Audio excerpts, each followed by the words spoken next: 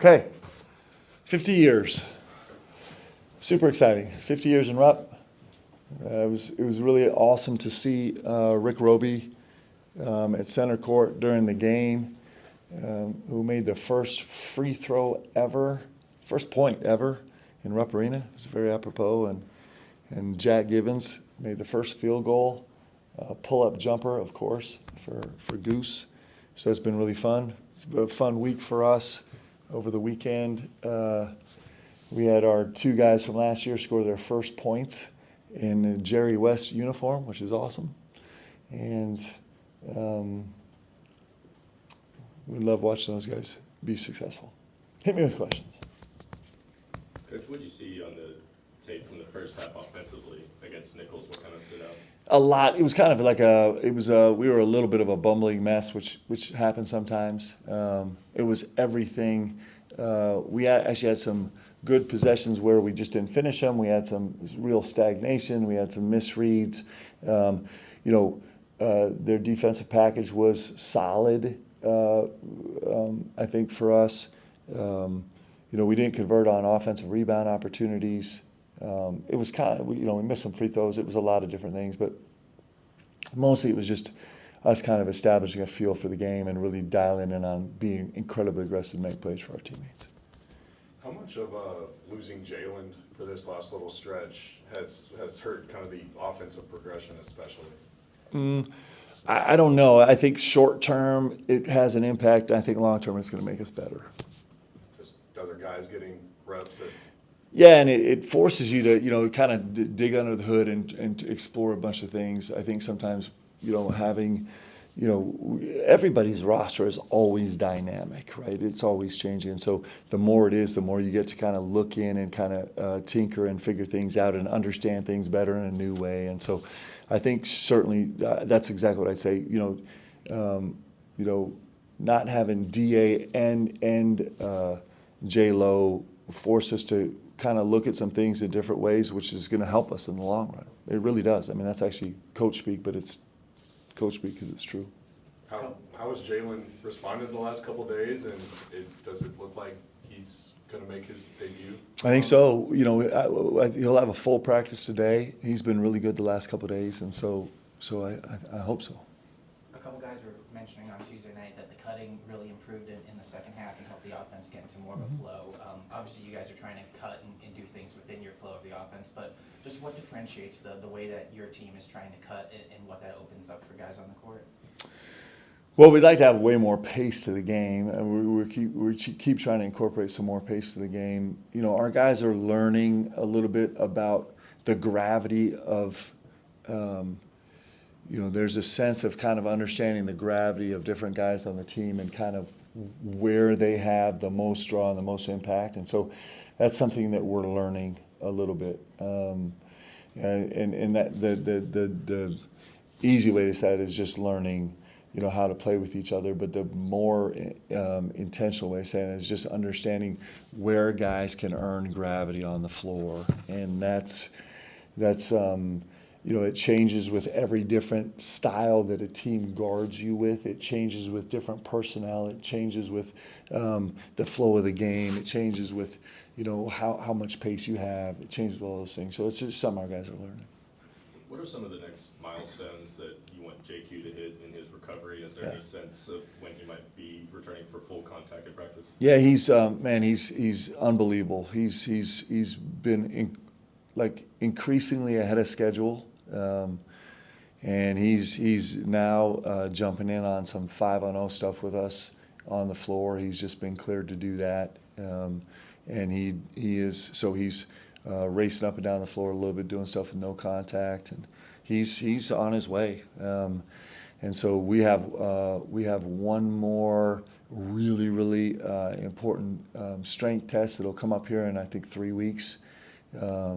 Right now, his asymmetry is almost negligible. It's pretty incredible, and so we'll put him through that and see where he goes. But the work he's put in has been just really inspiring, and he is moving on the court really well right now.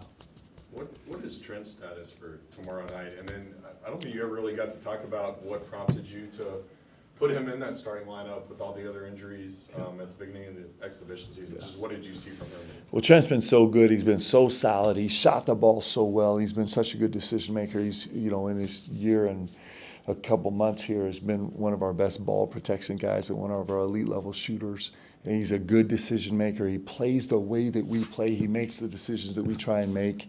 He's growing as a defensive player. His feet have been getting better and better. His chest has been getting better, and his understanding of concepts has been getting better. So he I felt like he really brought us some peace on the court in that starting lineup, and I expect he's going to be back soon. I don't think we'll practice him today. I don't know if he'll be available tomorrow. I'm guessing maybe it's probably a toss-up whether he will be or not. I'm probably leaning to saving him and just trying to get him healthy. The one complicated thing about Trent, and you love players like this. I love having guys like this. I would kill to have a roster full of guys like this, but he's never going to tell you that he's in pain, ever, ever, ever. And so I'll probably err a little bit on the side of caution with him. Does that make it harder with players like that? Do you want to just go to them and say, like, hey, you have to be 100%? No, it makes it so much better as a coach. Like, it's a gift to coach guys like that. It really is. It's awesome. You got the chance at the end of the game on Tuesday to I love when you coach a guy that you have to pull him off the floor. Like, that's incredible. It just is different. Sorry. You got the chance at the end of the game on Tuesday night to toss Walker and Zach in there, and I know that's not an every game occurrence, but it's certainly something that seems like their teammates enjoy, the crowd responds to. How much enjoyment is that for yourself to give those guys some run, and what does it mean to reward them with even a little bit of playing time for all the stuff they do behind the scenes that we don't know about? The best moment for me was not actually at the game. It was at our film session, our post-game autopsy film session, because Coach Brooks highlighted unbelievable championship chest by Walker Horn, and it was cool. He does it on video where it's great, where it actually blows up the picture and circles it and slow-moed it. And I think there was some Chariots of Fire music behind it. It was awesome. Is Cam still trying to figure his way into just playing at this level, do you think? I don't know if it's playing at this level. It's just our guys are figuring each other out, and that's going to be. That's every team in the country. It just is what it is.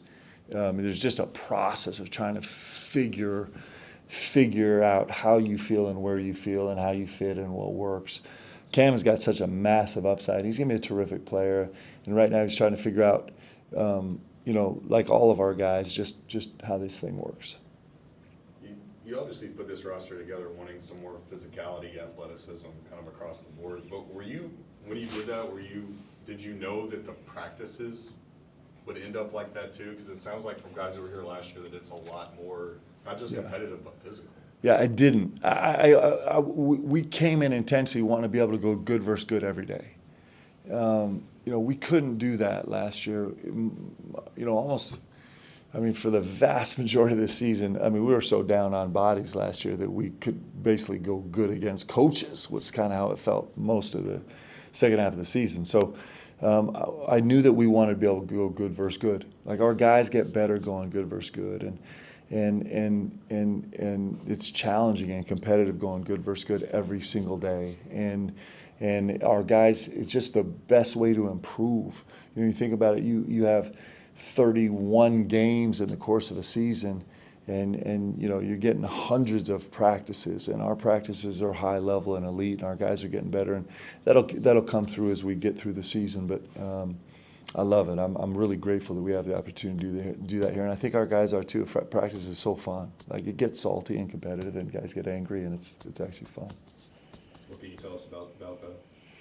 Good team. A good team. They play with a ton of pace. They really try and hurt you in transition. They're so aggressive on the offensive glass. I think they had 16 offensive rebounds in their opener, and they're I think they rebounded close to 35% of their offensive rebound rate was close to 35%. So they're really great in transition. They really go with the glass. They have some physicality to them. Bigs that can make plays. They're kind of a little bit of a Gonzaga vibe in the way they play, the pace they play with, some of the basic actions that they run. Their transition continuity is very similar, and so it'll be a great game. It should be a really fun game. It's going to be a physical, competitive game from a team that's a storied program. It's got a great history.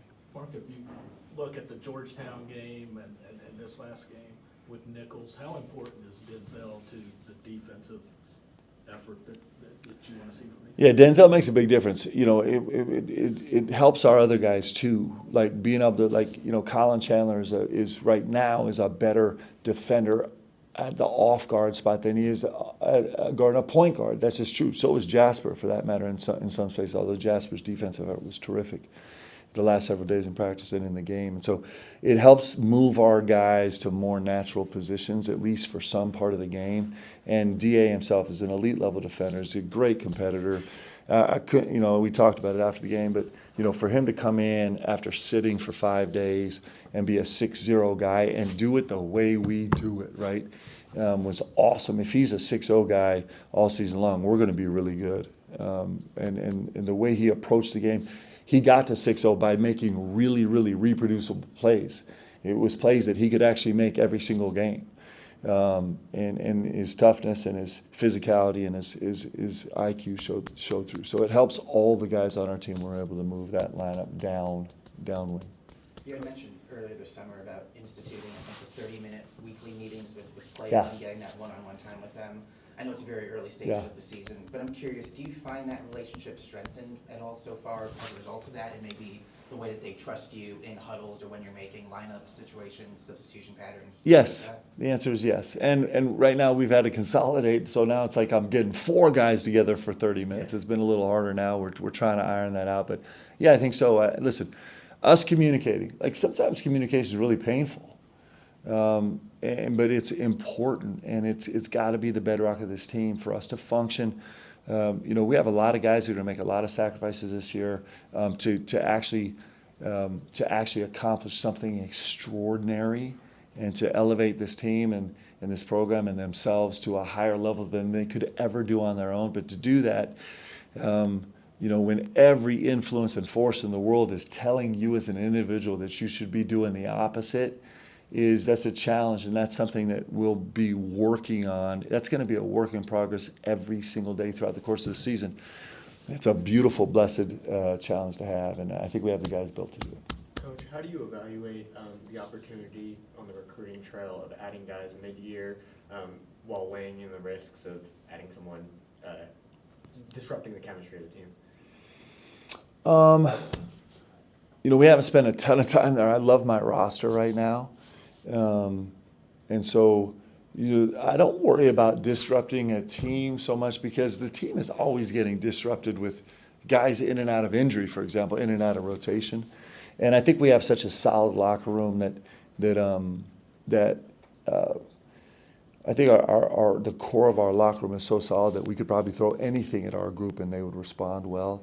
But I'm not looking to add anything right now because I actually love our team. I think, you know, we did all the work of assembling this group, and now it's like the yeoman's task of like figuring out this group and us figuring out each other. And so I'm fully committed to, like, that's where all my attention is going right now. Mark, you look back, it's been almost 4 years ago that Colin signed with you, at BYU. When you think back to him as a high schooler, is the game like Tuesday? Is that what you envisioned? Was it really 4 years ago? Almost 4 years ago. I had to look at Googled it. Yeah, Yeah. November 11th. I mean, how fun was that, right? So I'll tell you a couple things about Colin. So I was really proud of him. I talked to him after the game for a while, called him, a couple hours after the game, and just asked him what his experience was. And, you know, it's like everybody's rotation is going to change just based on how the flow of the game is. And he told me, he's like, he went 0 for 3 from the three-point line to start, and he made a couple decisions that he was like, I'd love to have that back, where he had a little frustration. He was great on the defensive end to start the game.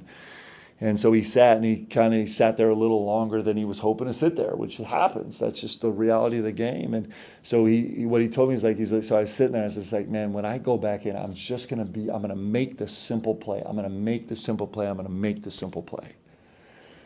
And when you have, that's a second-year guy. It's a second-year guy that understands that, because you could sit there and be mad and angry and frustrated and sad and blame and excuse and all this stuff, but he was just like, nope, This is what I got. So where's my control in this thing? My control is that I'm going to actually focus right now that when I get back in this game, that I'm going to go make the simple play. And the simple play was to go 4 for 4 for the three-point line and have maybe the highlight dunk of the year. That's the simple play. That's where the simple play leads you. And it's one of the beautiful things that you learn as an athlete is that you actually control everything. One of the things we spend a lot of time with our guys on is just reminding them, don't give away your power. We've talked about this together as a group, our family right here. We've talked about this, but never give away your power. Every time you point a finger at someone else, you're essentially saying that they have control over your existence now and your future later. Never do that, man. Be stubborn and, in a sense, arrogant and be like, nope, I'll find a way. I'll figure out a way to do this. I'll figure out a way. I'm not allowing someone else to take blame for this, because if I do, then that means I really don't ultimately have control, and we don't live there as athletes. We never want to live there as athletes, ever. It's always about like, okay, so this is what I got right now. How am I going to figure out how to do this? And that was a great example from Colin on doing that. And then the results were super fun. And I think that's how he's built. I think that's how the guys in my locker room are built. They are problem solvers. They don't sit in problems. They don't bellyache about problems. They don't complain about problems. They don't blame about problems. They try and go figure them out. And I think that's, as long as we can stay in that space, I think we have a chance to be great. So in that moment, he set a great example for our team. It was super fun. The top play in Sports Center was super fun. The Little Wayne tweeting out about him was super fun. LeBron jumping on the bandwagon was fun. The pictures were great. I think BBN had so much fun with it, and I think I expect that all of our guys are going to have those moments this year, and that's really great when you have a team full of guys that can have those moments. That was a really fun moment. He seems so soft-spoken and Yeah. mild-mannered when he's with us, very even-keeled. Mhm. How does he flip that switch to become that guy? He's a killer, okay? So the word on the street, you guys have to ask Colin, but the word on the street is that his family doesn't like to play board games with him because he almost wins every time, and when he doesn't, he's really salty about it. So he is a killer. He's a competitor. He fits in exactly with our locker room. And he's also paying the price. He comes every single day and competes full speed every single day. And it's incredible to, we spend too much time on this, but it's fun. There was so much video footage of that particular play, close-up stuff, and you kind of see the expression on his face as he goes to finish that play. And I like to think about those expressions as that expression is not something that he just made up. It's something that's been earned through like pain and suffering, through failure and setback, through a lot of doubts. This makes me emotional because I love this part of the game. Through fighting through a lot of doubts and times where you thought maybe this isn't going to work, or was this the right path, or am I doing the right thing, or can I even be a good enough player to do this? When you capture those tiny little moments, it's actually really special, because that's what sports is, man. That's what athletics is. It's like, and you only know if you know. You only really get it if you've immersed yourself in it that much that you know. But when you have moments like that, it's pretty great. And our guys have all had moments like that, and they're going to have way more. And we're going to have them this season, because there's going to be times this season where we don't think things are going to work, or we're getting crushed, or it's not right, or nothing feels right, and you wonder if it's going to work, or you wonder if you're ever going to get off the bench, or you wonder if you're going to make another shot, or whatever. And then you fight through all that fear and anxiety and doubt and work and pain, and then you get a moment like that, and it really means something. It's very cool. This is one play. Let's talk about this when we hang a banner, right? That'll be the great part. What is the next step in his progression, Collins? Yeah. Especially now that, he just seems to have a lot more confidence right now, opposed to a year ago at this time, Yep. for obvious reasons. Yeah, he's got so many areas where he's trying to improve his game. Like, he'd like to become a lockdown ball screen defensive player. He'd like to become a lockdown defender at the point of attack.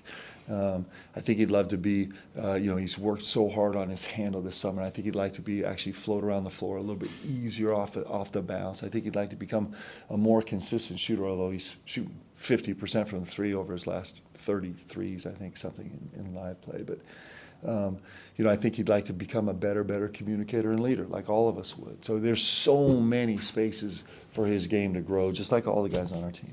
You've obviously been very complimentary of Braden Yeah. since he's arrived here a few months ago. I know he's not Tayshaun Prince right now. Yeah. But just what have you seen from him over the first couple of months he's been on campus, and maybe the biggest strides of his game in areas where he still needs to get up to speed at the college Yeah, level? he's a little bit of a sponge. He picks stuff up really fast. I think I'm telling you, I remember, there's sometimes I think as coaches when you just can see it, like it's not hard to see, and it's not like we're rocket scientists because everybody that spends time with BH can see it. When you spend time with him on the floor, you can see it. But he's got so much learning and growing to do. But he is like his. He's so far away, but he's so close, actually. Like, I think his progression is going to be lightning speed. And we might not see it on the court for a while, but all of a sudden he's going to step on the court and everyone's going to be like, where did he come from? And, like, how is this happening? I think that's actually the player he's going to be. So he's learned, his head's spinning a little bit, trying to learn all these concepts and trying to figure out some places. He's a different body type. He's got a different skill set, so he's got to learn his own individual way to make things work. But he's got a huge upside, and the best thing about him is his joy is just incredible, and he brings it every single day, and his laugh is contagious, and the guys love him, and he loves the guys. But he's going to be a big time basketball player. Is a red shirt something that's on the table for him, something that's been discussed, or is that too far away to even think about? We don't know yet. Reese is committed right now to red shirt, so we're expecting to red shirt Reese unless something changes, which always can happen. With BH, we're still trying to feel the waters a little bit, so I'll be cautious about him. I'm not going to burn it. We're having kind of conversations regularly now about how we feel about that and what's best for him, but it's an ongoing conversation. Back to JQ for just a second. You talked about him having to pass a strength test in a few weeks. What does passing that test look like? Well, it's two things, and just a 30,000-foot view. One, it's comparing his strength to players his size, weight, and mobility, and then two, it's comparing the symmetry between his injured leg function in all different forms and his healthy leg, and kind of against the benchmark of where he was when he first got here. So it's way too complicated for me to understand, but I trust the guys that are doing it, and he's a kind of a record-breaking guy. If you come watch him do 5-on-0 full court, he was doing transition 5-on-0 with us yesterday, and you just watch him run down the court, and you're like, he just looks different than I looked as a basketball player. It's awesome. Thanks, guys. Have a great one.